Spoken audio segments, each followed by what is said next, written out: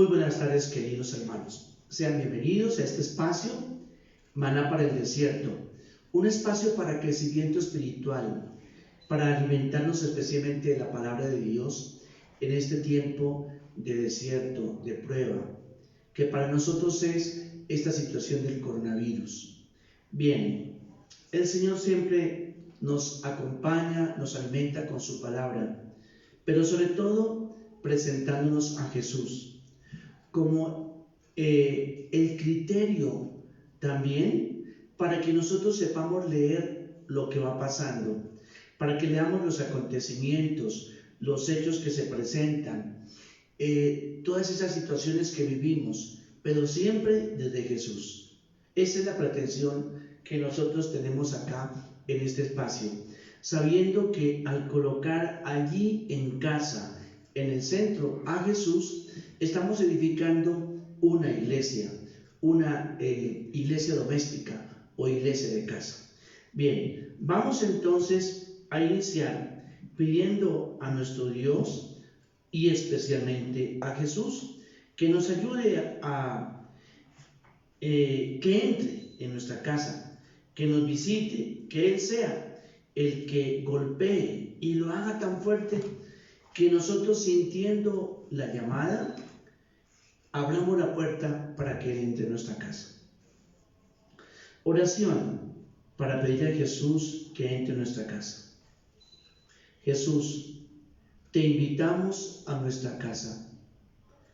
Golpea fuerte nuestra puerta para que te oigamos y pronto salgamos a abrirte para que entres. Necesitamos de ti, de tu fuerza sanadora para curarnos, de tu mirada compasiva y misericordiosa para animarnos, de tu mano extendida para levantarnos, de tu palabra consoladora para recuperar la alegría de vivir.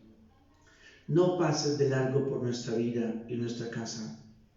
Queremos tenerte como el huésped más esperado y acogido, porque sabemos que tu visita nos trae la paz y la esperanza que necesitamos en nuestro hogar. Si tú no nos devuelves las ganas de vivir, ¿quién podrá hacerlo? Solo tú tienes palabras de vida eterna, las palabras que necesitamos para reorientar nuestra vida y para fortalecernos en los momentos difíciles. Jesús, entra en nuestra casa. Queremos sentarnos a la mesa en familia contigo. Amén. Bien, para hoy vamos a leer el texto de Lucas, capítulo 15, versículos del 1 al 7. Lucas, capítulo 15, versículos 1 a 7. Entonces podemos buscar ahí en nuestra Biblia el texto que es el que vamos a reflexionar, a estudiar en estos días. Recuerden que lo hacemos siempre en 3 momentos. Primer momento, lectura del texto y unas pistas de lectura, unas claves para entender el texto. Segundo, profundización del texto, entrar como en su sentido más profundo a partir de los detalles del texto. Y tercero, ¿qué nos dice ese texto a nosotros y a nuestra vida? Especialmente, ¿qué se revela de Jesús o de Dios en ese texto? Y qué se revela también de nosotros en el texto, identificando especialmente llamadas que Dios hace a nosotros a partir del texto. Bien, momento enciendo un poco la luz.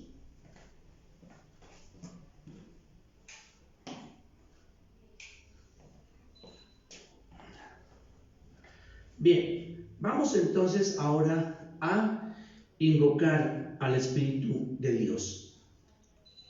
Hay que pedirlo para que Él, que es el autor de la palabra, el autor último y principal de la palabra, que inspiró a quienes pusieron esto por escrito para que quedara consignado lo que Dios consideraba necesario para nuestra salvación. Entonces, con la ayuda del Espíritu Santo, nosotros comprendemos mejor el texto. Bien, Padre del cielo, te rogamos que nos regales el don de tu Espíritu Santo. Ese Espíritu para que trabaje en nosotros. Es la presencia de Dios en nosotros. Que el Espíritu Santo nos ayude a abrir nuestra inteligencia, de tal manera que comprendamos el texto que vamos a leer. Que el Espíritu Santo abra nuestro corazón.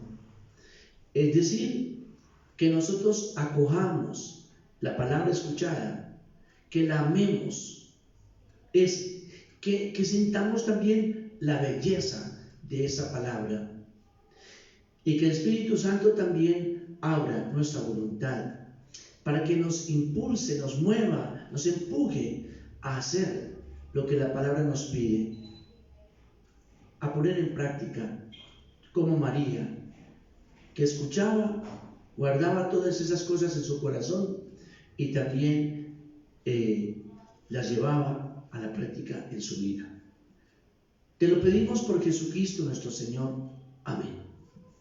Bien, entonces ahora sí estamos listos ya para leer el texto, ayudándonos pues del autor principal de la palabra de Dios, de la Biblia, el Espíritu Santo. Entonces, Lucas capítulo 15, versículos del 1 al 7. Todos los recaudadores de impuestos y los pecadores se acercaban a Jesús para oírlo. Y los fariseos y los escribas murmuraban, diciendo: Este acoge a los pecadores y ofrece hospitalidad a ellos. Entonces Jesús le refirió esta parábola diciendo: ¿Qué hombre de ustedes, si tiene 100 ovejas y una de ellas se pierde, no deja las 99 en el campo y va tras la que está perdida hasta que la haya? Al encontrarla, la pone sobre sus hombros gozoso, y cuando llega a su casa, reúne a los amigos y a los vecinos diciéndoles: Alégrense conmigo, porque he hallado mi oveja que se había perdido. Les digo que de la misma manera habrá más gozo en el cielo por un pecador que se arrepiente que por 99 justos que no necesitan conversión. Bien, leemos, hacemos ahora una segunda lectura para ir, digamos así, como entrando más en el texto y percibiendo de pronto o identificando algunos detalles o que no entiendo, no comprendo, quisiera entender más. Pero tranquilos, van a ser explicados. Todos los recaudadores de impuestos y los pecadores se acercaban a Jesús para oírle, y los fariseos y los maestros de la ley murmuraban diciendo: Este acoge a los pecadores y ofrece hospitalidad a ellos. Entonces él le refirió esta parábola, diciendo: ¿Qué hombre de ustedes, si tiene 100 ovejas y una de ellas se pierde, no deja las 99 en el campo y va tras la que está perdida hasta que la haya?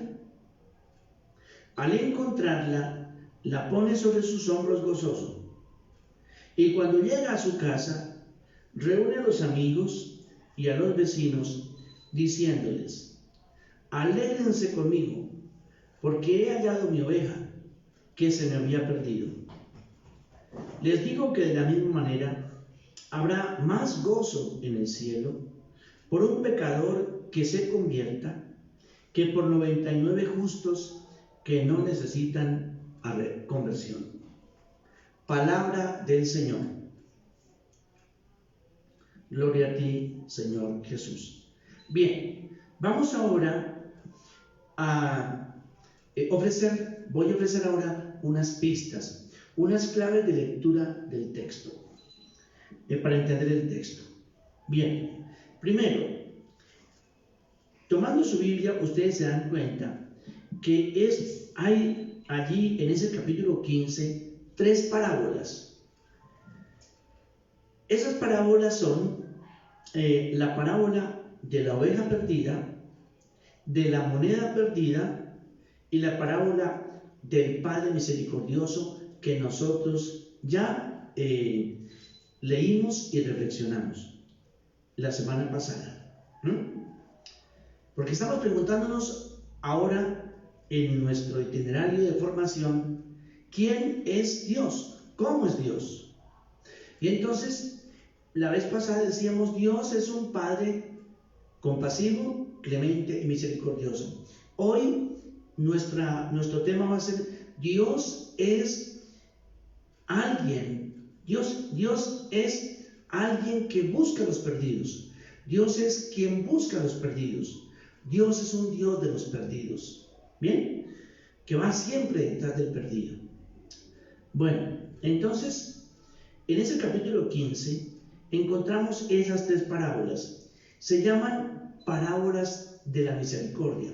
En otras palabras, esas 3 palabras pretenden como dibujar el rostro compasivo, clemente y misericordioso de Dios. Entonces hay que entenderlo así. Lucas es un evangelista fascinado con el rostro misericordioso de Dios, con el rostro compasivo y clemente de Dios. Por eso entonces ha querido Lucas reunir en un solo capítulo estas 3 parábolas que dejan ver muy claramente ese rostro de Dios. Ver el rostro es ver la persona. Yo les había dicho, cuando uno ve el cuerpo de la persona, ahorita por ejemplo, con la situación de nuestro rostro cubierto por el tapabocas, queda también afectada de alguna manera la identidad y la confianza. ¿Quién está detrás de ese tapabocas? ¿Quién es esa persona? Solamente ve uno los ojos, pero resulta que el rostro también está acompañado no solo de los ojos, sino también de los gestos que corresponden, por ejemplo, a la boca también. Entonces, identificar o ver el rostro es también como que captar lo que sobresale o prácticamente identifica a la persona. Por los cuerpos uno no identifica necesariamente una persona. Imagínense ustedes que tuviera uno todo esto tapado y solamente se reflejara el cuerpo, se mostrara el cuerpo. Pues realmente lo que dice de una persona, lo que deja ver la persona es su rostro. Incluso delante de Dios aparece una reflexión, un salmo, un canto que dice, muéstrame, déjame ver tu rostro, muéstrame tu rostro. Señor, muéstranos, déjanos ver tu rostro. Es decir, lo que tú eres. ¿Quién eres? Bien. Entonces, aquí está el rostro misericordioso de Dios, pero también el rostro de quien busca al perdido. Vamos al versículo primero, para entonces encontrar algunas claves de lectura. 4 tipos o grupos de personajes aparecen en el versículo 1 y 2. En el versículo 1, ¿quiénes aparecen? Los recaudadores de impuestos, aquellos que recogen impuestos no solamente para el rey vasallo, por ejemplo, Herodes Antipas, o Herodes Filipo, también, o Salomé, la otra hija de Herodes el Grande, o Arquelao. Habían 4, se dice, tetrarquías, territorios, que a la muerte de Herodes el Grande, que gobernó hasta el año 4 antes de Cristo, pues quedaron allí esas 4 tetrarquías en manos de sus hijos, y esto lo aprobó Augusto, el emperador romano. Pues bien, entonces ese rey vasallo era el encargado de recoger los impuestos que inflaban también. Mañana voy a explicar un poquitico más, que los inflaban no solamente para responder al emperador con la suma asignada, sino también para sostener a veces una vida ostentosa y lujosa. Y de ahí hacia abajo estaban, por ejemplo, los jefes de recaudadores, uno de ellos, por ejemplo, es Zaqueo, y los recaudadores mismos, para quienes trabajaban, digamos que trabajaban ¿para qué? Para los jefes de recaudadores. Por ejemplo, un discípulo de Jesús era recaudador, Mateo. Entonces, encuentra uno al emperador, a los reyes vasallos, como Herodes Antipas o Herodes Filipo, y también a los jefes de recaudadores y a los recaudadores. Especialmente estos 4 niveles de jerarquía se daban. Pero todo iba, o el que aseguraba siempre, precisamente esa recaudación era el emperador. No pagarlos era un acto de rebelión, y perfectamente eso casi que obligaba al imperio a mandar tropas para someter nuevamente a vasallaje y obligar a los súbditos a pagar el impuesto que cobraba Roma. Mañana explico los diferentes impuestos que había para entender un poco eso. Ellos se acercaban ahí donde Jesús. Pero también el otro grupo es el de pecadores, personas que eran también calificadas moralmente por el estilo de vida que llevaban como pecadores. Bien, pero qué curioso o qué significativo. Recaudadores de impuestos y pecadores iban a Jesús, y nos dice el texto, para escucharlo. 2 grupos de personas censuradas, excluidas, de alguna manera marginadas, detestadas también por el pueblo judío. Bien, pero estos se acercaban a Jesús para escucharlo. Bien, versículo 2 encontramos otros que son diferentes. Son los fariseos y los maestros de la ley. Los fariseos, ¿quiénes eran? Personas que exigían y se gloriaban también de ser perfectos cumplidores de la ley de Moisés. Perfectos. Eran los puros, los santos, los separados. La otra era la gente gentuza. Tenían una expresión, diríamos que ellos prácticamente como que con ello definían el estilo de vida y cómo trataban también a los demás, porque se refería a esos malditos que no conocen de la ley.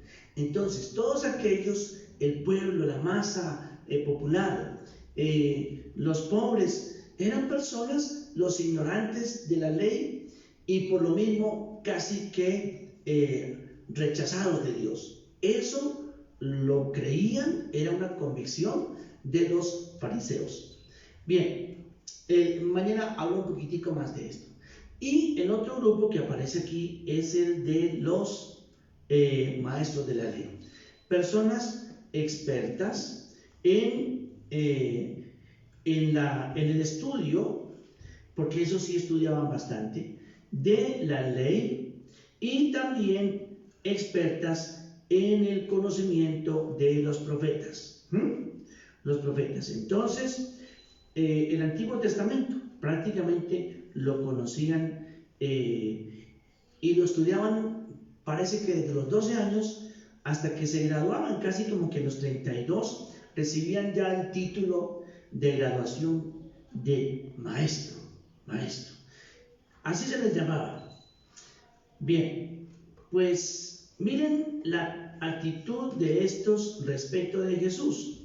Mientras los recaudadores de impuestos y los pecadores se acercan a Jesús para escucharlo, Los fariseos y los escribas, estos otros, ¿a qué se acercan a Jesús? Se acercan, pero a criticar, a murmurar, a juzgar.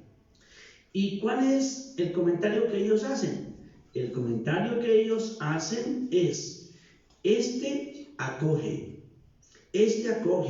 a los pecadores y come con ellos. Este acoge a los pecadores y come con ellos. Pero lo que se está diciendo es prácticamente: este ofrece hospitalidad. Hospitalidad. Viene y come con ellos. Un detalle: la mejor expresión de aceptación de una persona en el tiempo de Jesús era el que se sentaran a la misma mesa.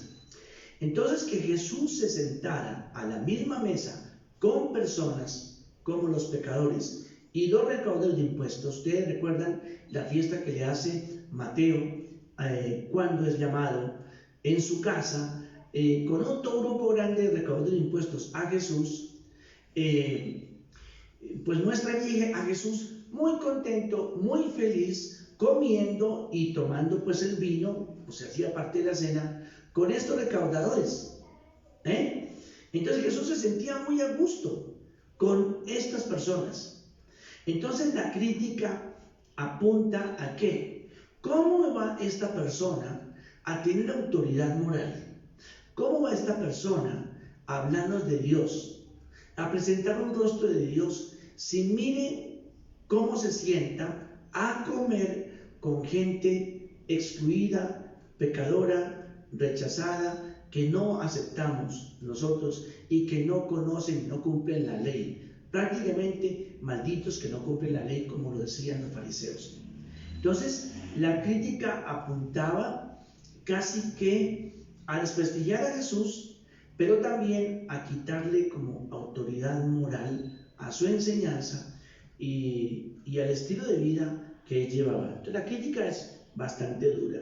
Bueno, que Dios, perdón, que Jesús refleje un rostro y hable de un Dios que es misericordia, esto no cabe, esto no cabe.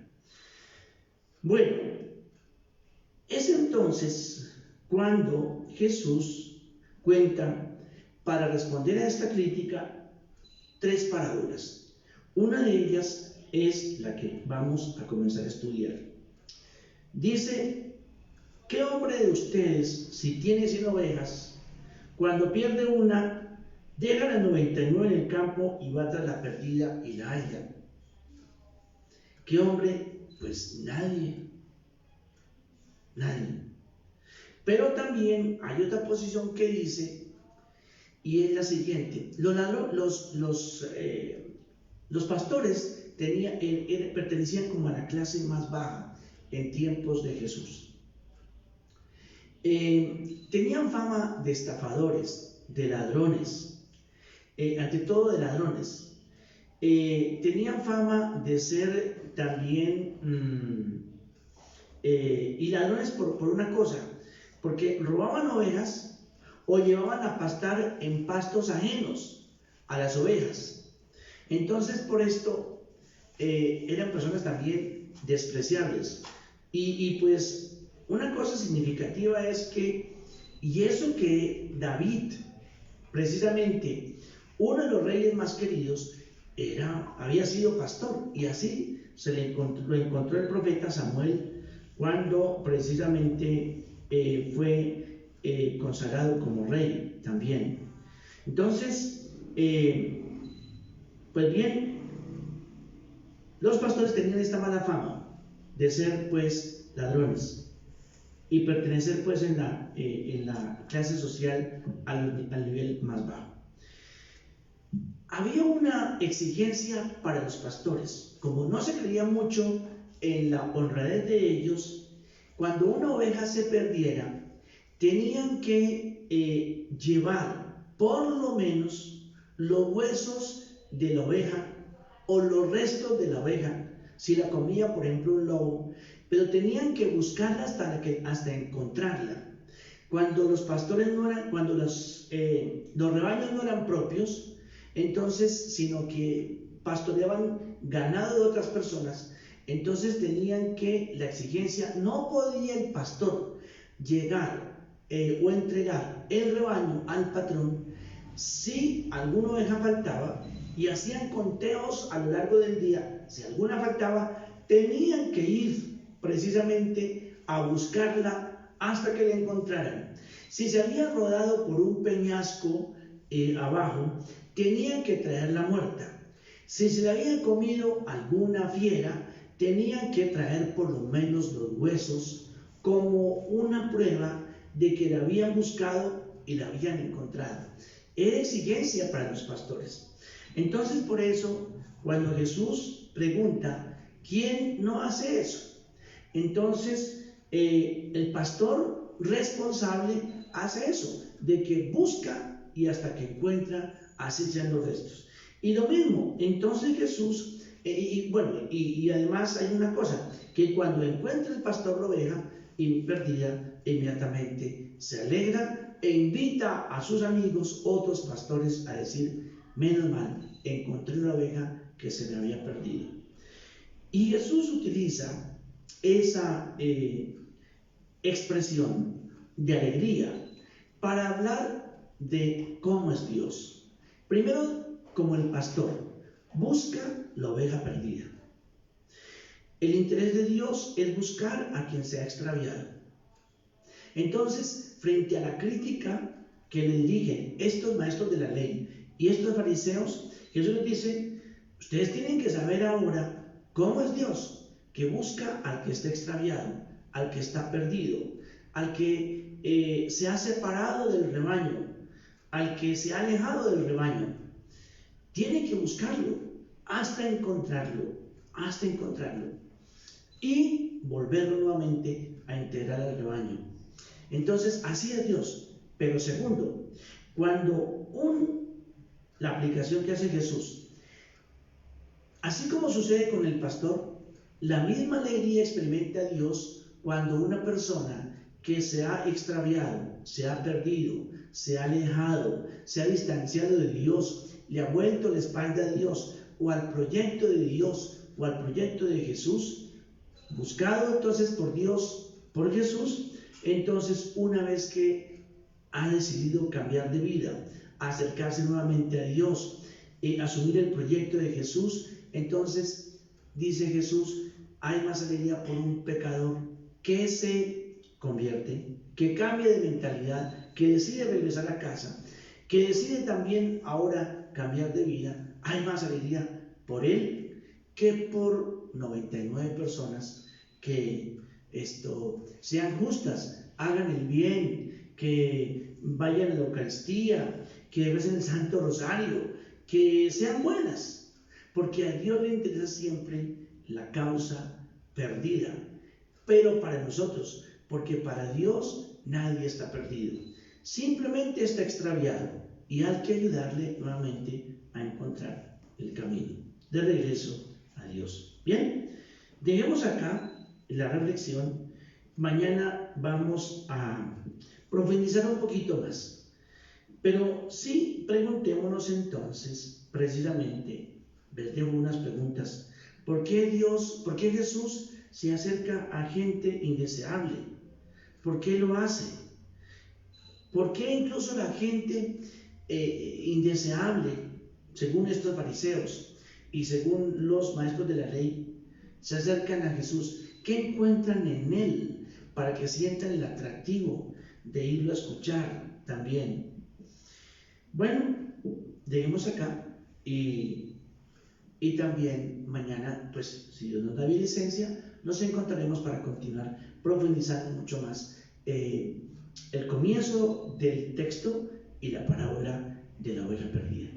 Buena tarde para todos, que Dios los bendiga.